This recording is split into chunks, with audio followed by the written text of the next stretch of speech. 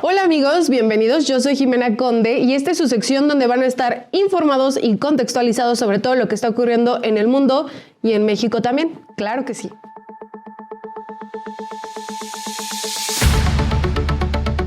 ¿Ustedes también sienten que de un momento a otro empezamos a discutir cosas que ya creíamos completamente superadas? Yo me acuerdo que hace unos años incluso teníamos discusiones que si el body positive, que si Platanito se había pasado de la raya con el chiste sobre Devani, que claro que sí se pasó, y justo que si cuáles eran los límites de la comedia, y si eran debates bastante importantes, pero jamás imaginé que unos años después íbamos a estar discutiendo algo tan básico como quién tiene derecho a votar.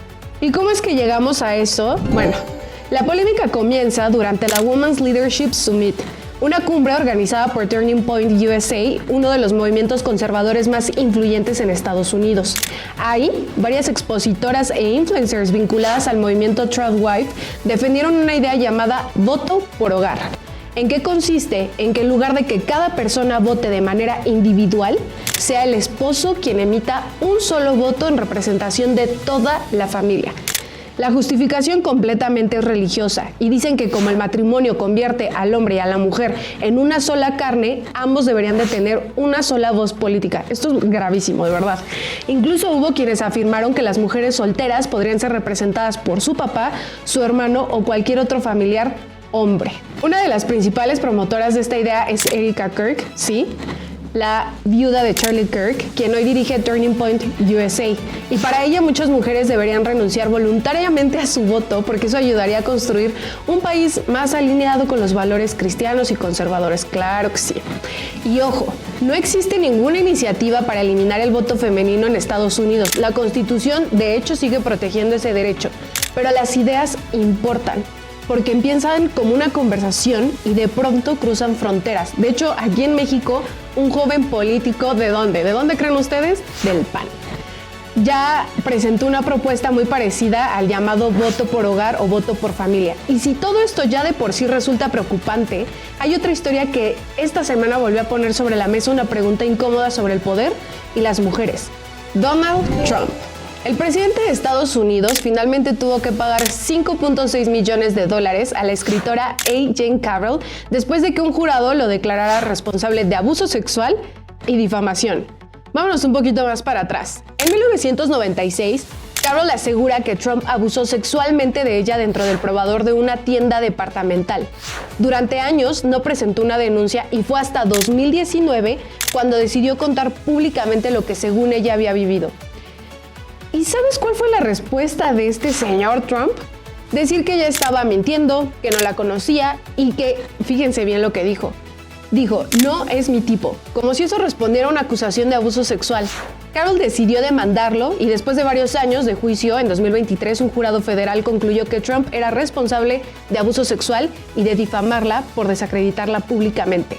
Le ordenaron pagarle $5 millones que con los intereses terminaron siendo los 5.6 millones. Pero tampoco aceptó.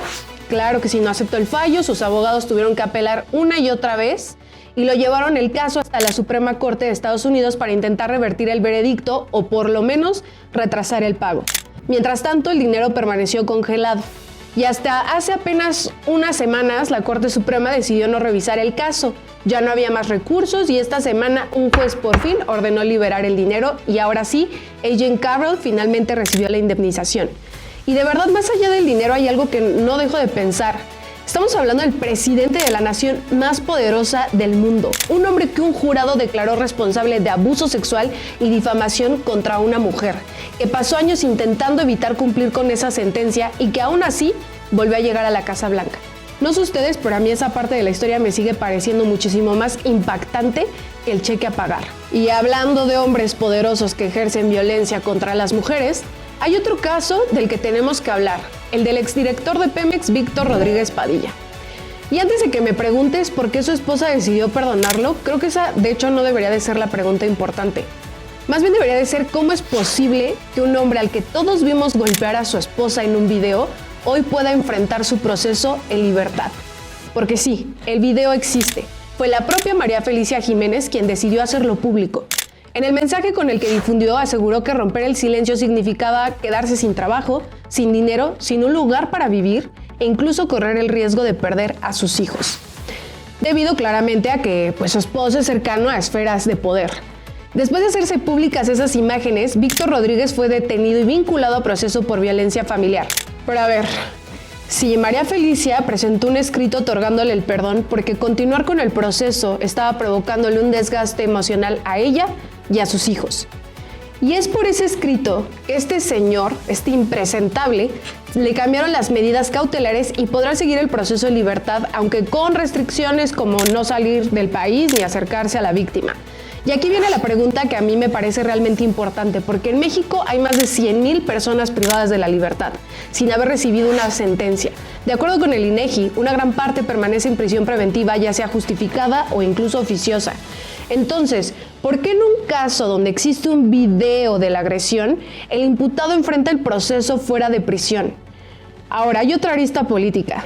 Víctor Rodríguez no era un funcionario cualquiera. Claudia Sheinbaum lo nombró director de Pemex en 2024. Incluso cuando dejó ese cargo, la propia presidenta anunció que sería el próximo director del Instituto Nacional de Electricidad y Energías Limpias. Ese nombramiento nunca terminó de formalizarse tras conocerse el caso de la violencia. Cuando estalló el escándalo, la presidenta dijo que contra él debía aplicarse todo el peso de la ley. Pero al mismo tiempo llama la atención el silencio de buena parte de las figuras más importantes de Morena.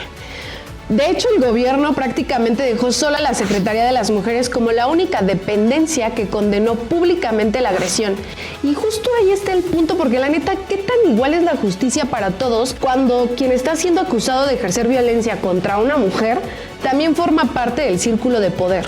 Que por cierto, hablando de desastres políticos, vámonos a otra novela, porque de verdad el caso del Mayo Zambada cada vez se pone más raro. ¿Saben cómo siento esta historia? Como si estuviéramos caminando en un terreno lleno de neblina. Das 2 pasos, parece que ya entendiste qué pasó y de repente aparece un dato nuevo que, ¡pum!, vuelve a cambiar absolutamente toda la historia. Primero nos enteramos de que la fiscalía finalmente identificó al piloto que llevó a Ismael El Mayo Zambada y a Joaquín Guzmán López, el hijo del Chapo, a Estados Unidos. Resultó ser Mauro Alberto Núñez Ojeda, alias El Jando, un operador de los Chapitos que, según el periodista Ricardo Ravelo, coordinaba una flota de alrededor de 60 aviones del grupo criminal.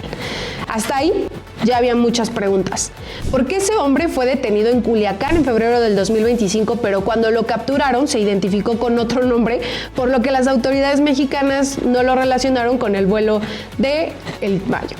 Y escuche usted esto, siéntese y escuche porque le va a impresionar. Este señor permaneció 6 meses bajo custodia en México y después fue enviado a Estados Unidos junto con otros 25 presuntos criminales de alta peligrosidad. Y lo increíble está en que la propia fiscalía reconoce que cuando lo entregó a Estados Unidos todavía no sabía que estaba enviando al piloto que había sacado al Mayo de México. Fue hasta meses después, al comparar las huellas dactilares, grabaciones de voz y otros indicios de las carpetas de investigación, cuando confirmó que se trataba de la misma persona.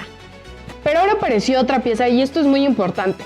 El Universal reveló que El Jando ya se declaró culpable ante una corte de Estados Unidos y además ya está colaborando con el gobierno estadounidense.